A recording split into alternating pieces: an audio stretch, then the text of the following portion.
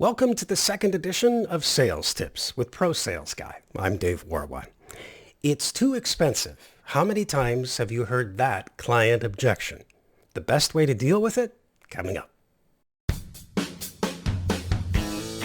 Sales Tips with Pro Sales Guy Dave Warawa.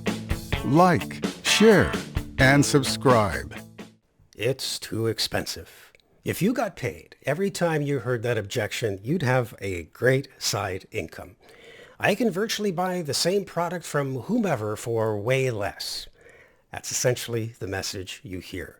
You already know it's not the same product or service your buyer thinks it is, or, let's be honest, is bluffing. Good luck calling them on that. Price is the leading objection for salespeople who sell higher quality products and services. So, you should be happy every time a buyer says it's too much. Here's my first suggestion. Ask this question when you hear a price objection. Let's take price away for a second. Is there anything else that's holding you back from buying? No, not at all, is typically the response. The buyer says this because he or she wants you to think that if you reduce the price, then it's a done deal. Okay, great.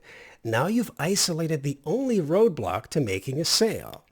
If you don't do this, then you won't know what other objections, if any, you're dealing with.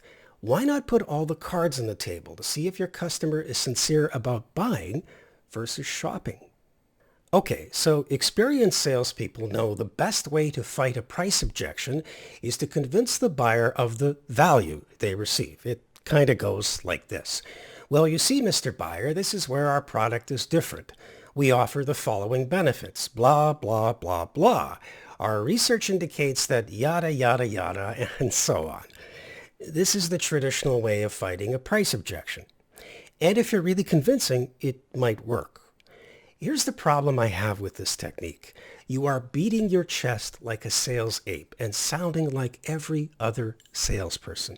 Think about it. If you're saying essentially the same thing as the competition, what sets you apart from them? Who's your client to trust?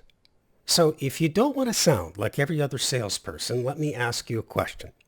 When is the best time to fight a price objection? After it occurs or before it's even brought up by the client? But how do you counter an objection before you even know it might exist? By planting the seeds of value throughout your discussion of the product. As you're explaining it, ensure you tie the buyer's needs to specific features about the product. As you talk about a feature and its benefit, make a direct connection to the customer's need that he or she has already expressed. They will start to sell themselves on the value of what you're offering.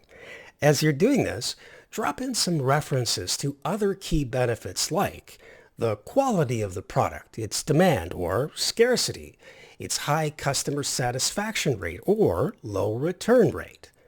All the things that sink into the client's brain for them to think, this is a good product. I don't think I'll get it for a cheap price.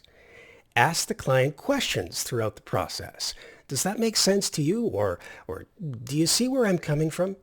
If you don't get a response, just continue on.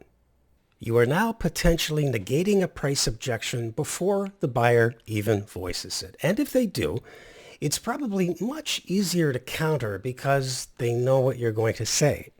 Now, if you've got a tough negotiator, here are some great comebacks that I've learned over the years. Here's the first one. I'd rather justify price once than excuse poor quality forever. Here's another one.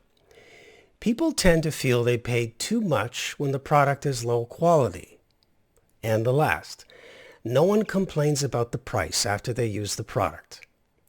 Ensure you memorize these or find the words that work best for you.